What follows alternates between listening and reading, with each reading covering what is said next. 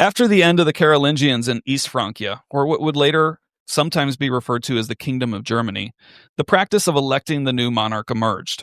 This practice had its roots in the pre-Charlemagne era of the Germanic tribes and kingdoms.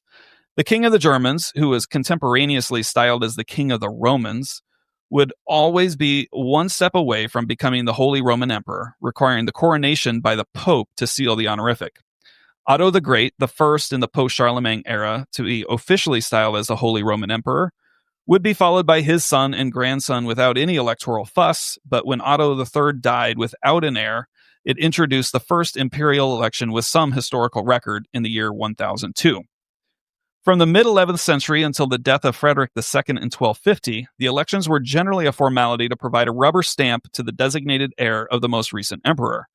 But there were growing tensions emerging amongst the powerful families and political factions. This was the era of the investiture controversy and the struggle for supremacy between the German princes and the Pope.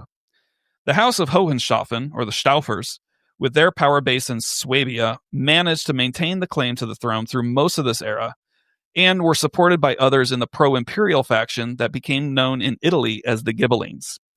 The dominant opposing power was the House of Welf, originally from Bavaria and further extended into Saxony. The House of Welf aligned themselves with the Pope against the Stauffers. The Italians who supported this faction became known as the Guelfs. Frederick II had been deposed by the Pope in 1245, which technically created a vacancy in the official title of the Holy Roman Emperor. Frederick would continue ruling until his death, after which the anti-king, William of Holland, would be fully recognized as the King of Germans. However, no king would be elevated to the imperial title until 1312, giving this period the name of the Great Interregnum. The election of 1254 had the German prince-electors looking outside of Germany.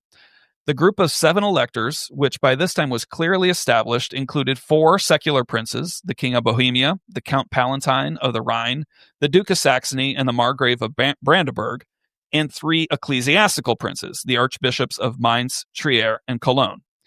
The factions split, the Welfs supporting King Henry III's brother, Richard of Cornwall, and the Stauffers supporting King Alfonso X of Castile.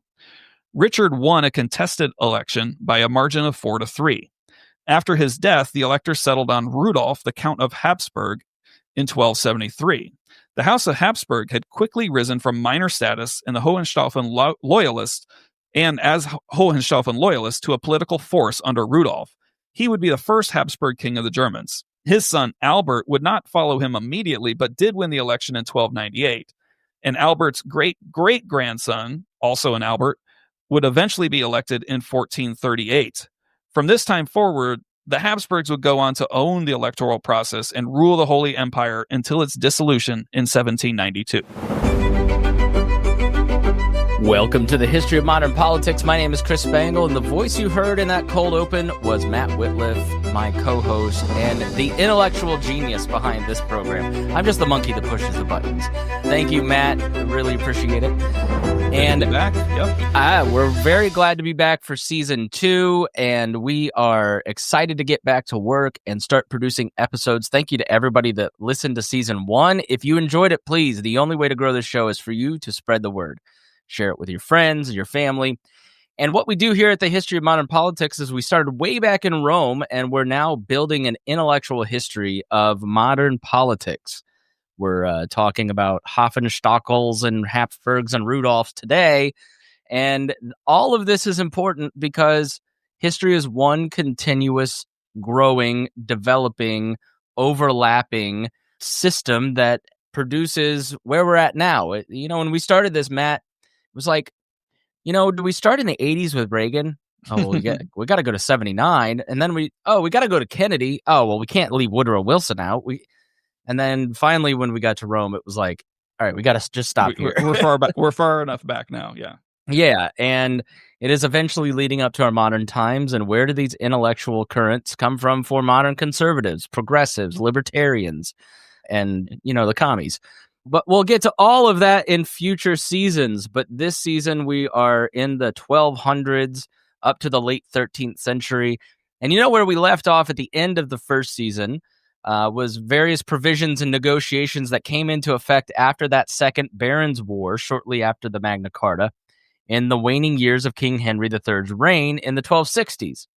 Now, we let you know that he died in 1272 and indicated that his son, Lord Edward, would become the next King of England. And we'll get into the details of Kings Edward I, II, and III, which are all very dramatic, in the next episode.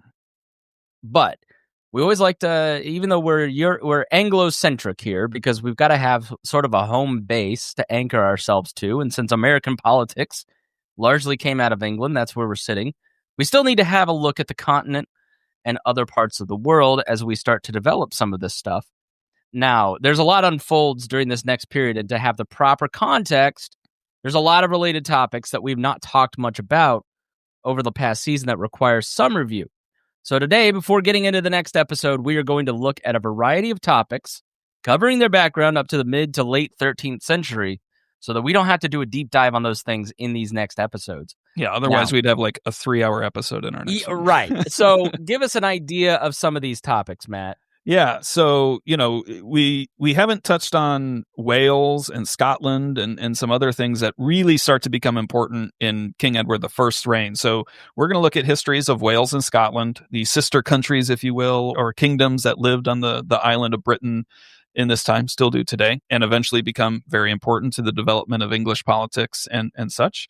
We're going to look at what's going on in what's called the Low Countries, most prominently Flanders, but kind of think northern France, modern day Netherlands and Belgium and such. We've touched on them a little bit, but we need to get a little bit deeper there. And then also as we jump into the Edwards, we have things like developing around commercial systems and international trade at new levels that become critical political points and developments that happen. So we're going to look at the evolution of banking, the roles of the Italians and the Jews and some histories there. And then there's also been an undercurrent of law developing, right? That really starts to accelerate under King Edward I. So, we're going to look at the development of law over the years and the influence that universities had there as well. So lots of topics today. We mentioned the electoral process of the Holy Roman Empire in the introduction and kind of bringing the Habsburgs onto the stage. We're not going to talk a lot about them over time because, as Chris mentioned, we're Anglo-centric, but at the same time, international relations are always an important piece of politics. So understanding how things are unfolding in the continent adjacent to our main storyline are also really important. Yeah, you can sign up to hear this, but we're going to do, you can get early release episodes, email blasts, show notes, reading lists. Our show notes are all written out. We've tack on a bunch of reading lists to everyone, to show our homework where we got all this stuff. And we're going to also do some bonus episodes where Matt and I kind of like discuss off script some of this stuff. And we're going to kind of review season 1 and talk about what we learned. But I think what I was surprised by in doing the work for season 1 was how much trade, how much international relations, how complex a lot of these societies that we often think are just basic, barbaric type, England of 800 just must have been, and there's some truth to that. It's certainly not as developed as today or even the 1800s, but what you see through all this, Matt, is just how interconnected things already are on a simplistic scale. And we're just about to pour gasoline on it as we moved into the second season here. Yeah, absolutely. Absolutely. And actually, that's a nice segue into talking about the history of Wales, because if you remember from last season, there's only been a couple of places where we've even mentioned Wales, as we've been focusing really on the dominance of the English kingdom, right? If you remember the consolidation of power by Alfred the Great and such. And tell people where Wales is. Yeah, so Wales, if you kind of can try to picture what the island of Britain looks like, and to the west, there's that little bulge that sticks out over the foot of the island. That bulge is Wales, right? So it's kind of heading towards Ireland. That's right, heading off towards Ireland. So it's a bit above the foot-like peninsula, which is called Cornwall in the southwest. And if you recall, the Anglo-Saxons were pressing into England as they went through their migrations and pushing against the Celtic Britons, as we discussed way back in episode 4. And those natives actually ended up settling into Wales, Cornwall, and Scotland up in the north. So when you think back to the heptarchy of kingdoms which ruled England before the unification, That notion of Bretwaldas, or the dominant kings of the Heptarchy, is something we discussed. And one of those Bretwalda, Offa of Mercia, ruled from 757 to 796. And, back to your points at the beginning here, Chris, right? There's good evidence that Offa was, kind of a direct peer and had trading relations and even maybe courtly relations with Charlemagne, right, during that time. So one thing, though, that Offa did was construct, or we believe that he constructed not him personally, but ordered the construction of a massive dike, creating a ditch and an earthen wall along the stretch of Western Mercia, which essentially forms the border here with Wales. And so as responsible amateur historians, we want to point out that modern research now does question how much of this was actually done under Offa's reign versus with others, but the name of it being Offa's Dyke has been around for centuries, and it's still named at him, and is more or less the exact border between England and Wales today. The mountainous terrain and heavily forested territory of Wales was a major factor in keeping the various Welsh tribes and minor kingdoms relatively autonomous. Now, similar to the lands of England during the Heptarchy, Wales continued to be decentralized with only short periods of strong rulers, emerging from one minor kingdom to centralize power temporarily. The Welsh law also generally practiced partible inheritance, which further prevented the consolidation and centralization of power. The English didn't often move into Wales because they were fierce fighters too, so they were fiercely independent, which is why the Welsh language still exists to this day. Not only that terrain, but also the makeup of the people. Now, arguably the most dominant king in Welsh history was, Griffith ap Llewellyn. Yeah. Ap is Welsh for son of, who consolidated his power through family and conquest to essentially rule all of Wales by 1055, years before he forged a political union with Mercia by marrying the daughter of the Earl of Mercia. And Mercia is kind of like between Wales and London, right? Yeah, it's like kind of right in the heart and the center of England. Yeah, and he negotiated peace with Edward the Confessor to keep Wales and England at peace, but the thorn in his side was Harold Godwinson, Earl of Wessex. You should remember him from episode 7. After the Earl of Mercia died, Harold Godwinson persuaded King Edward to let him attack Wales. Griffith was killed in battle in 1063. Harold Godwinson would take Griffith's wife as his own, and while the King of England would suffer the fate as Griffith in 1066 at the hands of William the Conqueror. Now tell us about those Normans and what they did to Wales. Oh, so the Normans come in and their rule began to threaten Wales as well. But, the Norman kings of England were never really seriously attempted to conquer Wales because, let's face it, the Normans were kept pretty busy staving off rebellious English natives and the ambitious French lords on the other side of the channel who were ready to try to take advantage of William's absence. An uneasy peace was more or less established and then recognized formally by Henry II in 1171, with a tribute being paid from Wales to England. Then Llewellyn ap Iorwerth consolidated power next and had strength throughout Wales by the year 1200. He made an alliance with our good old friend King John and married his illegitimate daughter, Joan. And as most things with John, this didn't last, and Llewellyn who would go on to be known as Llewellyn the Great, allied with the English barons in the First Barons' War. So Llewellyn was able to continue his hold on power for decades through on-again, off-again skirmishes with the powerful English lords on the Welsh marches. So this is something actually I learned, through the course of, doing all the research for this, Chris. Like, I didn't know what a march was, but marches are essentially, an old word for the boundary between territories. You'll hear a lot in the coming episodes of the Welsh marcher lords and things like that. And that's really just talking about the powerful English nobles who hold territory right on the border of Wales. Now, Llewellyn the Great died in 1240. Rule of his lands in Wales passed to his son, Dafydd ap Llewellyn, David, basically. Now, David was not the oldest son, but he was the son of Joan and hence a blood relative to King Henry III. Now, he was the first to take the title of Prince of Wales, which will be of interest in our next episode. David died suddenly in 1246 without issue, so meaning no kid.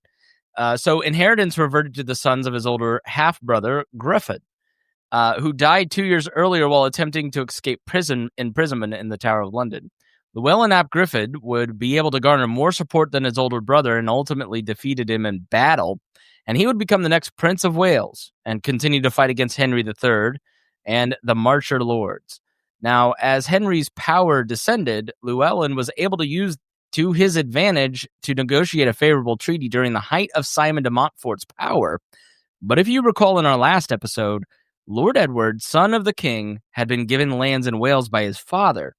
Some of these claims overlapped and would create tension that we will cover in our next episode when we start in on Edward I.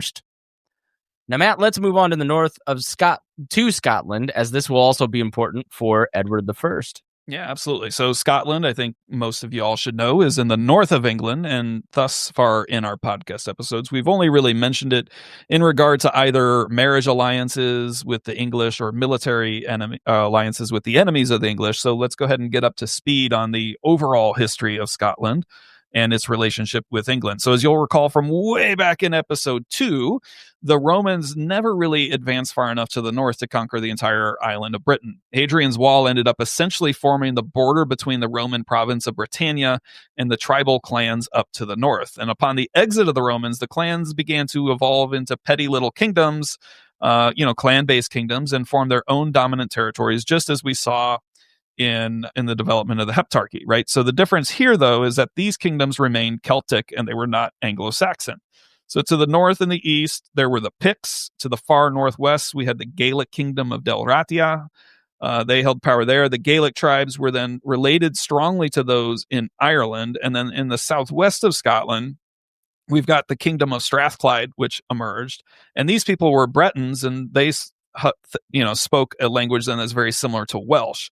And then finally in the south and southeast, we have the kingdom of Bernicia. And if you remember the details and you did your homework very well, you'll recall that Bernicia merged with Deira in 654 and formed the kingdom of Northumbria, which was one of those Anglo-Saxon kingdoms of the Heptarchy. Now, the North saw its fair share of Viking invasions, particularly during the same time that the Anglo-Saxons had these threats, which we talked about in episode 6. And just as the Viking threats calmed in the early 10th century under the rule of Alfred the Great and his immediate successors, there was a parallel consolidation of power in the North, moving towards a unified kingdom. This is sometimes referred to as the Kingdom of Alba, which is generally synonymous with the Kingdom of Scotland.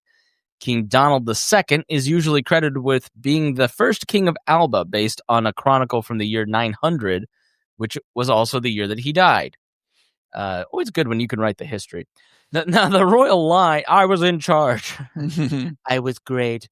The royal line followed a practice called tanistry. This, see, Matt is smart because he writes out the pronunciations for my Hoosier behind now. Now, tanistry, this is described by one definition as the most talented male member of the royal dynasty should inherit the throne, commonly by murder or war. I think that's kind of where the Republicans want to take us. The practice of tanistry ended when King Malcolm III established what historians now call the House of Dunkeld, which would rule Scotland continuously until 1283. Malcolm appeared in episode 7 during the succession crisis of 1066. For simplicity at the time, we said that he allied with Tostig Godwinson and Harold Haralda. And while that's true, the alliance was a bit more indirect. Malcolm III also had interest in supporting Edgar Atheling, as at least one chronicle states that Edward the Confessor had betrothed Edgar's 14-year-old sister to her name was Margaret, to Malcolm in peace negotiations in 1059. Now, regardless of these details, after the conquest by William of Normandy, Malcolm did provide sanctuary to English rebels and refugees, including Edgar, Margaret, and other members of the ousted royal family. Now, despite this, King William did not attack Scotland as he focused on securing his rule in England and Normandy.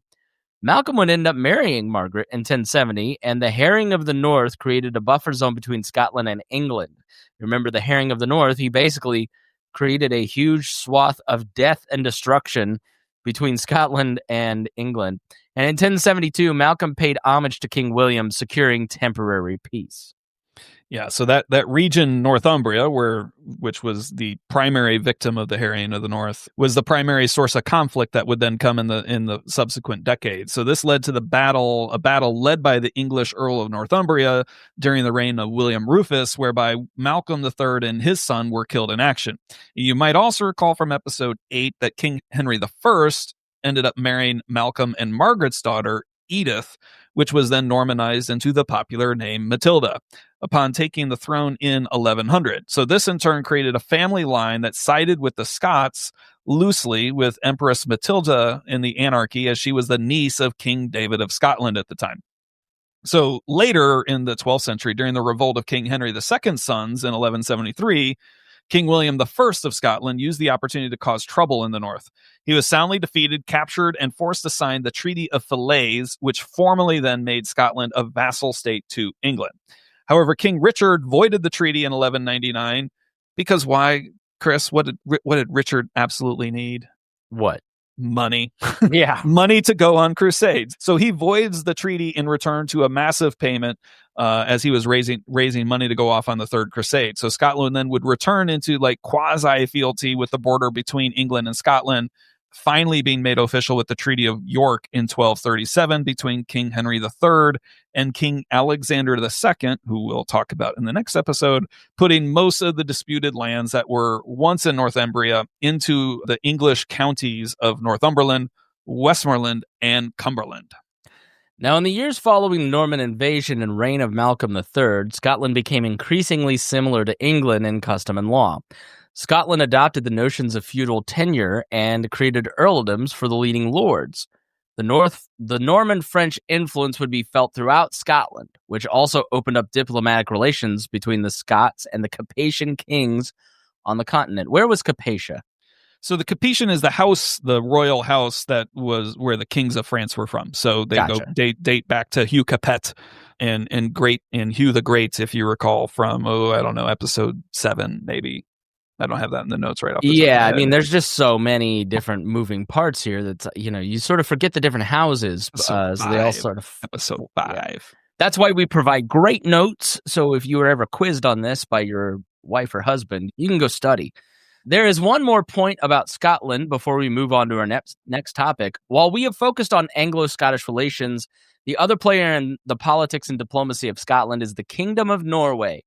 Now, we are not going to detour a whole history of Norway here.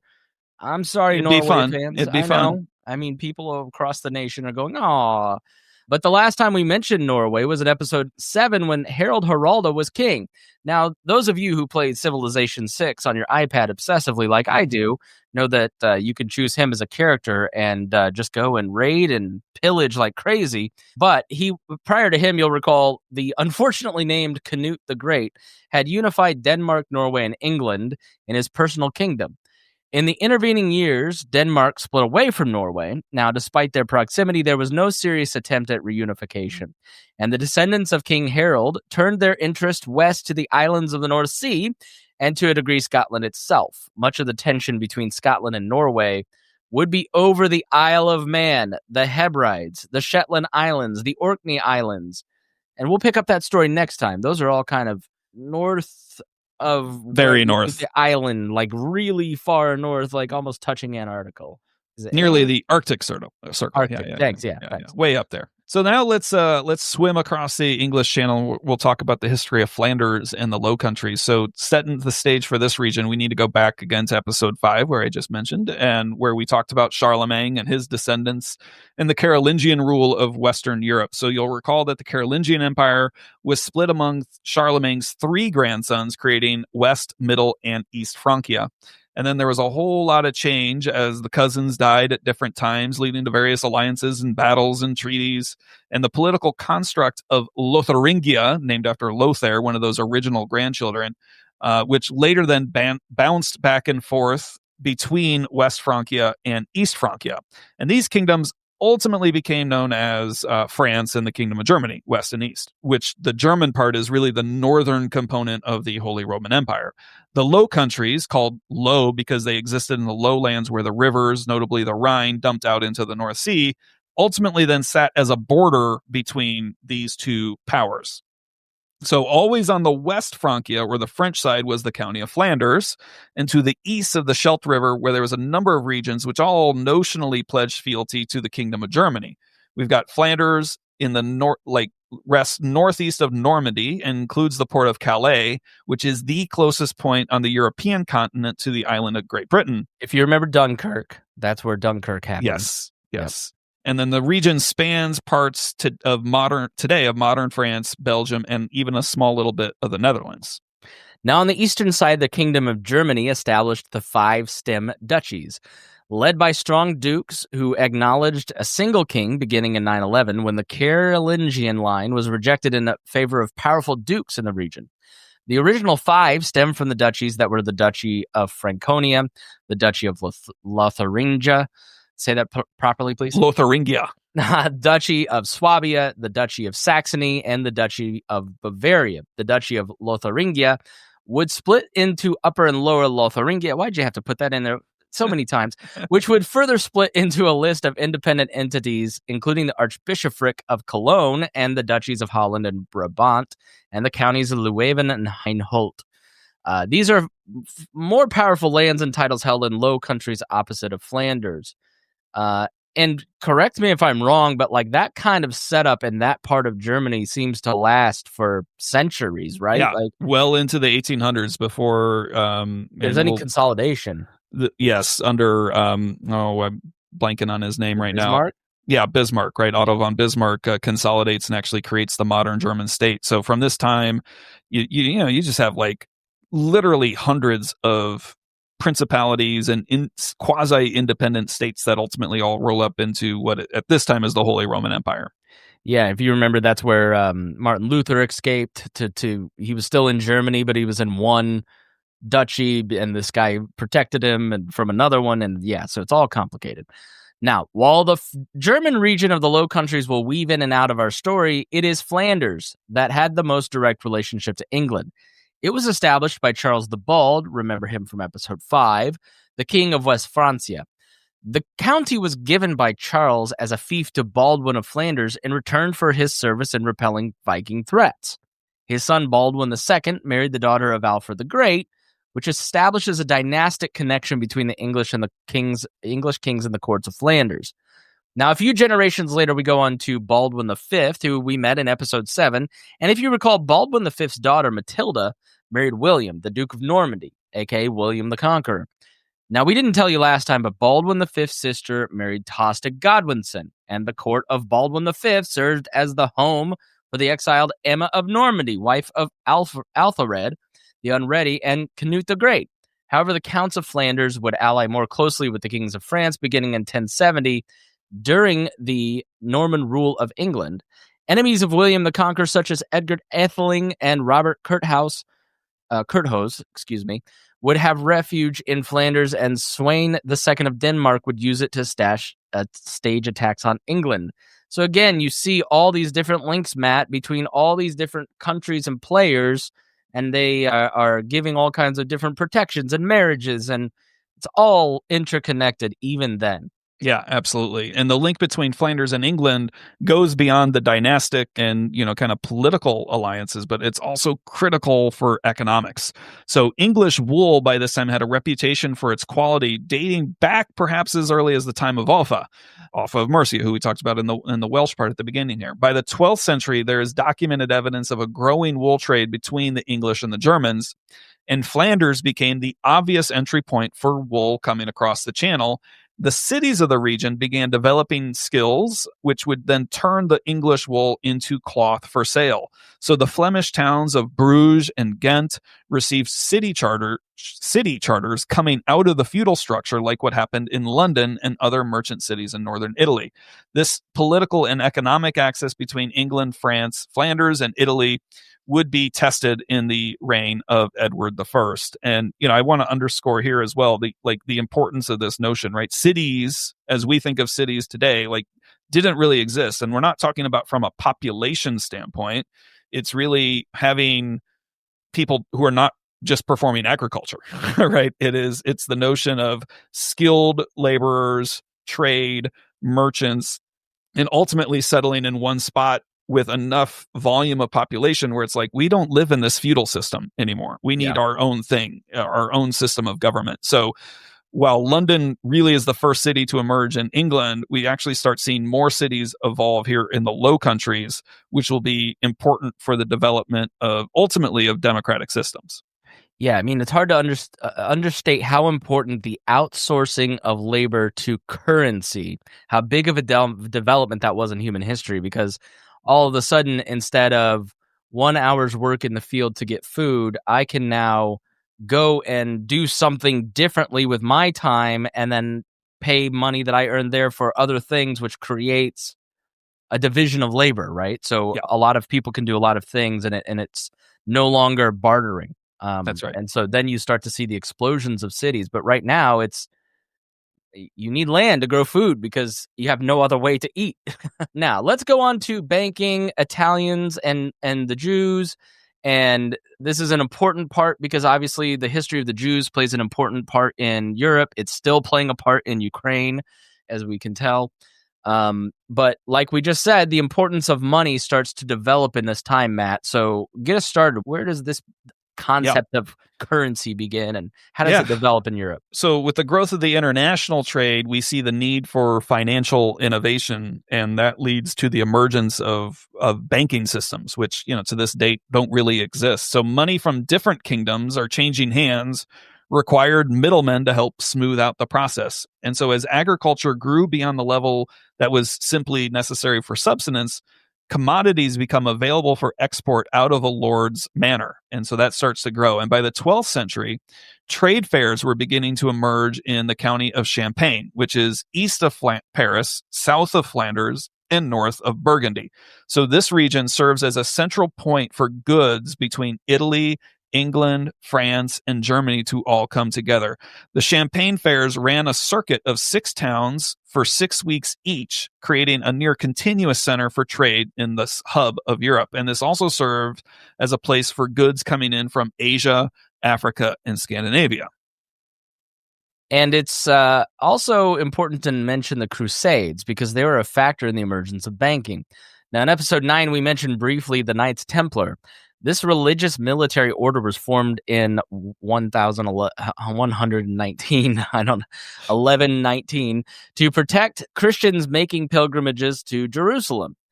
In the coming decades, the Templars established local offices throughout Europe to provide financial security to those who were coming to the Holy Land.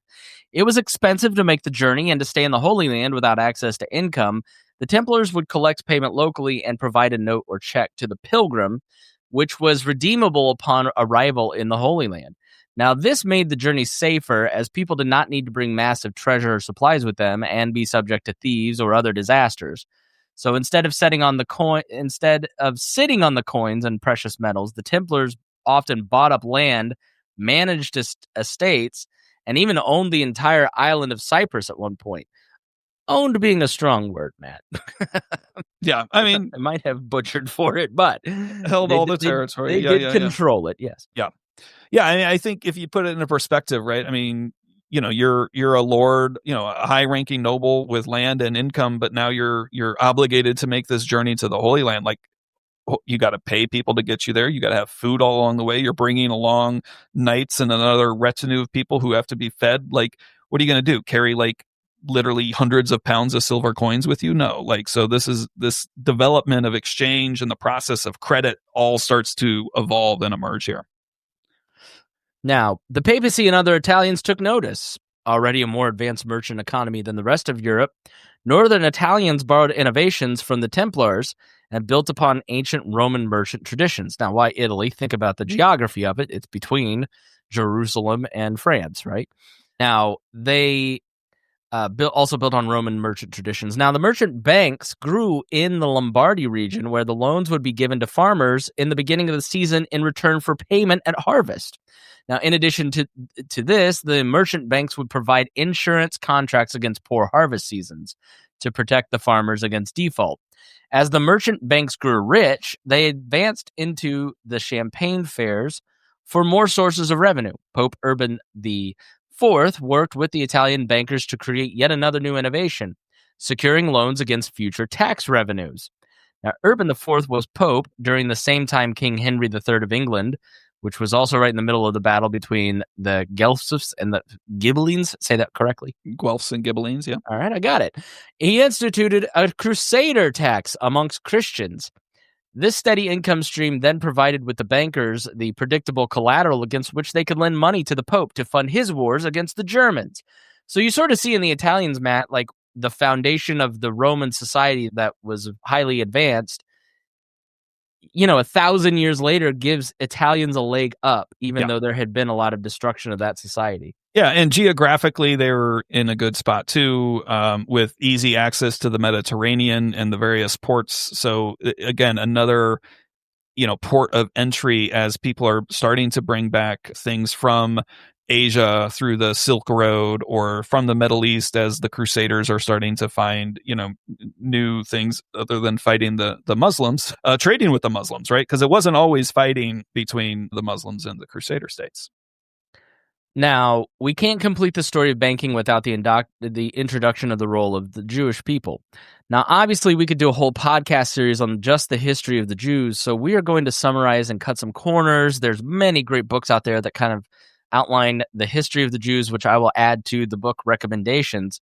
Now, Judaism started in the Levant, which is modern-day Israel and surrounding countries, and remained largely in the Middle East until Roman times. Pompey, remember him from episodes 1 and 2, conquered Jerusalem, incorporating it into the Roman Republic.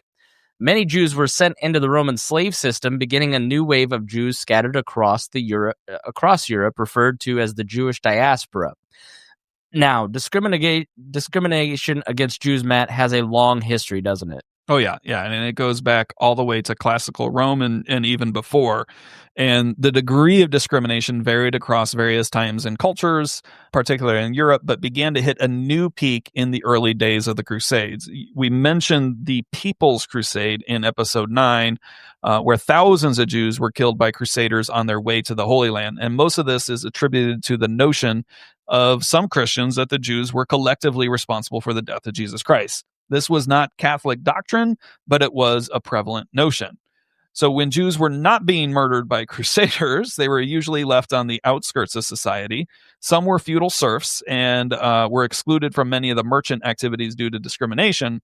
However, there was one job that Jews could often obtain, and that was related to tax collections and money lending. So at this time, most Christians were banned from collecting interest or usury on any financial transactions, but the Jews could do it. So they were more often employed by merchants or bankers to provide the service, which caused indirect gain. And as the merchant banks of Italy grew, royal and noble households had the need for more financial mechanics.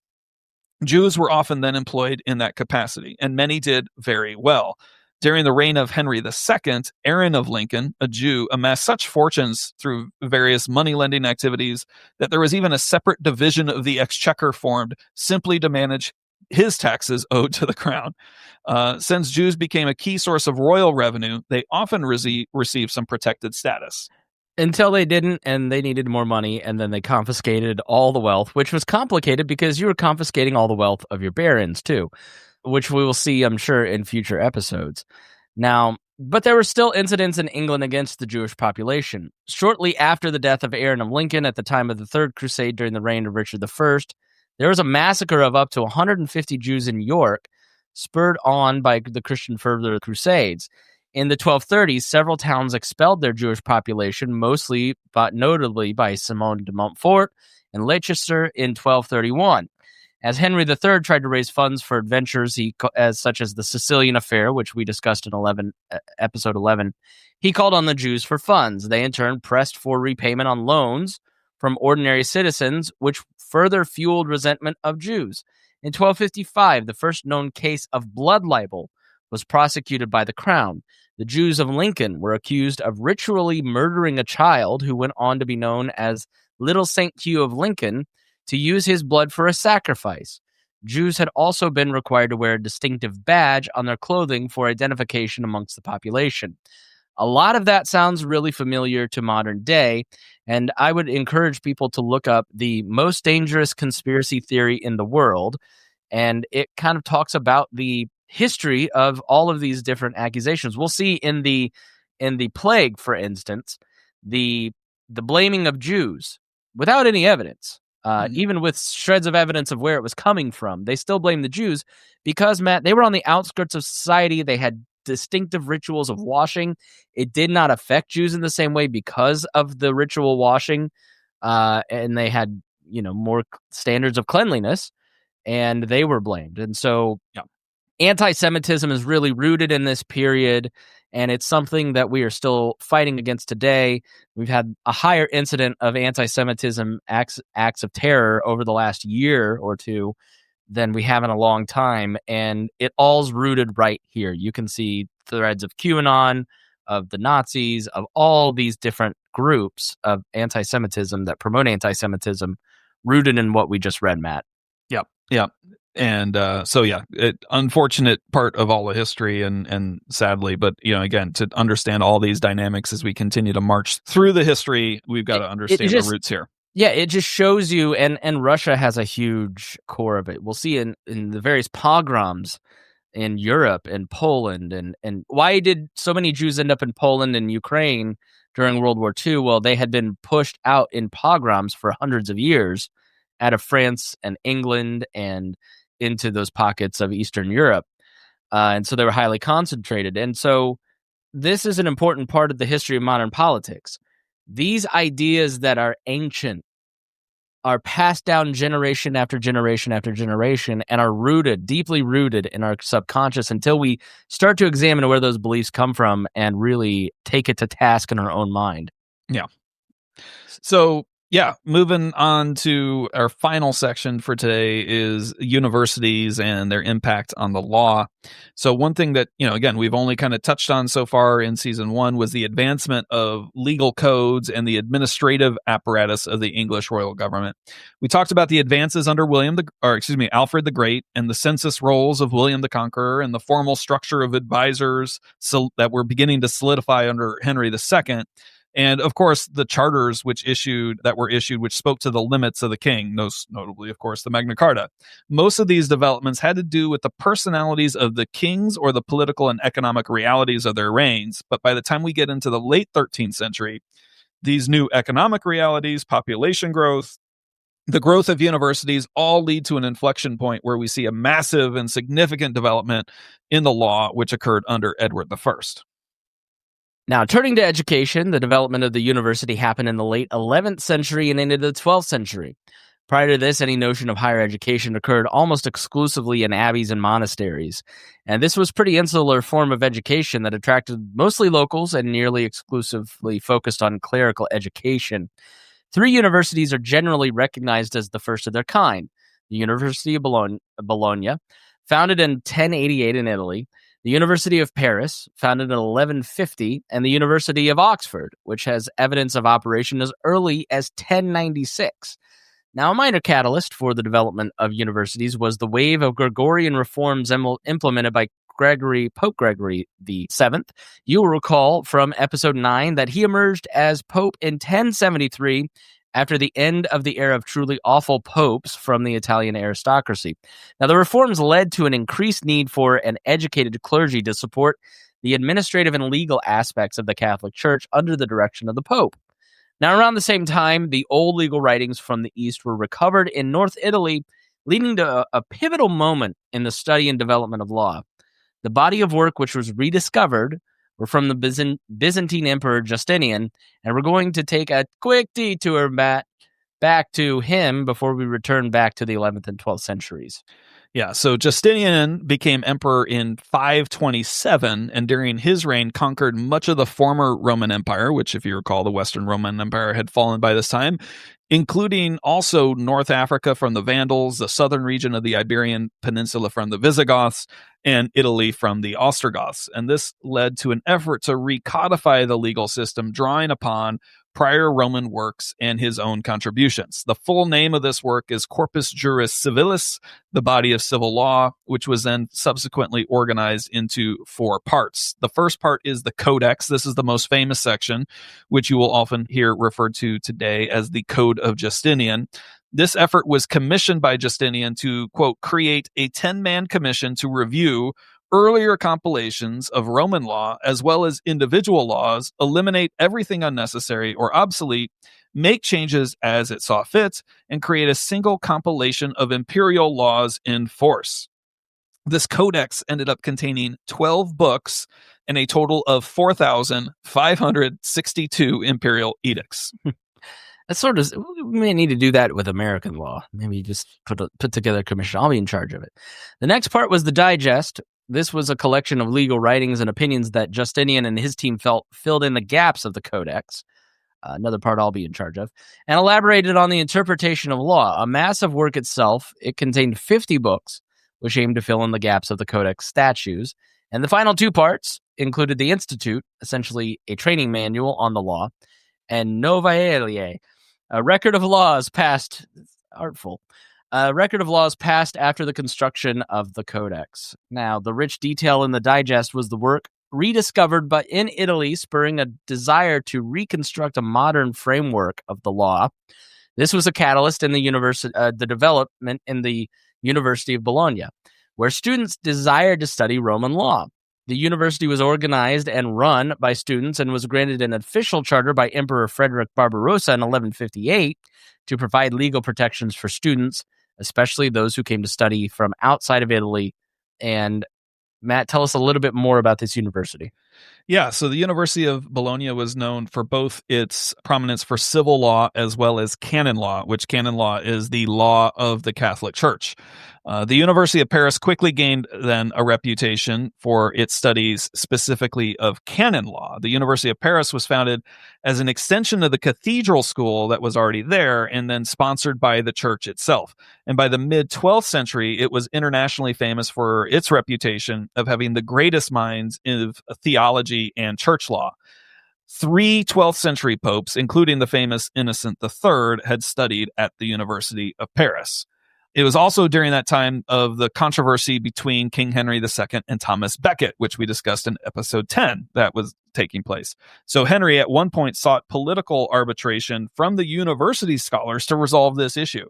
But when it appeared that he might not win, he banned the English from studying in Paris, and this really spurred the significant growth in that little university called the University of Oxford, and this all happened in 1167.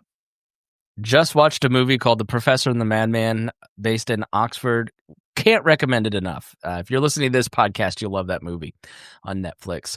Now, modern English law has its roots in this era, and the system of law is referred to as common law, as opposed to the other dominant system in Europe known as civil law. Civil law emerged from the study of Roman law and flourished in the development of legal systems in Italy, the Holy Roman Empire, and France. English law has already matured to a stable enough system that by the time Roman law was rediscovered and studied, it was too late to have a large influence on English law. Now, most of you have probably heard of the common law, but its definition is sometimes misunderstood. So let's turn back to the work of 1968, The Origins of Common Law by Arthur Hogue, to get a decent definition. Matt, give us some of these definitions. Sure thing. So and by the way, if you want to get into really geeky understanding of like old law and its development, this is a great book available through the Liberty Fund. So first, common law is a body of general rules prescribing social conduct and applies through the realm. Second, the general rules of common law are enforced and applied by royal courts, whereby the crown asserted a general responsibility for the judicial work of every secular court in the land. Third, common law develops its principles from the grounds of decision and actual legal controversies, that is, precedent. Fourth, common law is marked by an extensive use of jury. Jurors were chosen for their knowledge of the facts of the case, but the court was to apply the proper rules of the law to the facts as the jury had established them. And fifth, common law is marked by a doctrine of supremacy of the law, meaning that all acts of government agencies are subject to examination in the courts. Now, put that in dummy terms for me. I, of course, understand, but those listening. I think the best way to summarize it, right, is civil law, which had its roots from Roman law, as we just noted, is very much, prescribed as here's how it's written down. What is written down are the laws. There you go.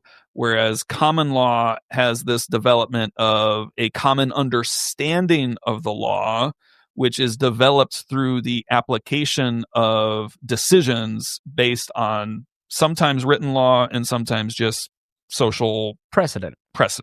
Yeah. So civil law, basically, think of Romans. They're oppressive people. You're going to do what we say, and this is what the law says.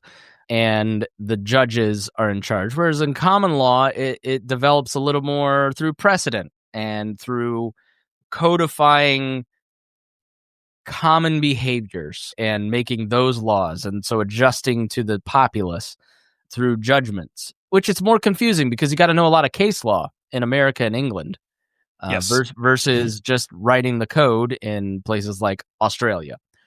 Now, English law is first documented in the books called Treatise on the Laws and Customs of the Kingdom of England, which was likely authored by Ranulph de Glanville, the Chief Justiciar of Henry II. Scholars believe his nephew, who was later Chief Justiciar for Richard I, may have also played a large role. In this work, Glanville lays out laws and the rules for legal proceedings, including, most importantly, the types of cases that we subject to royal courts.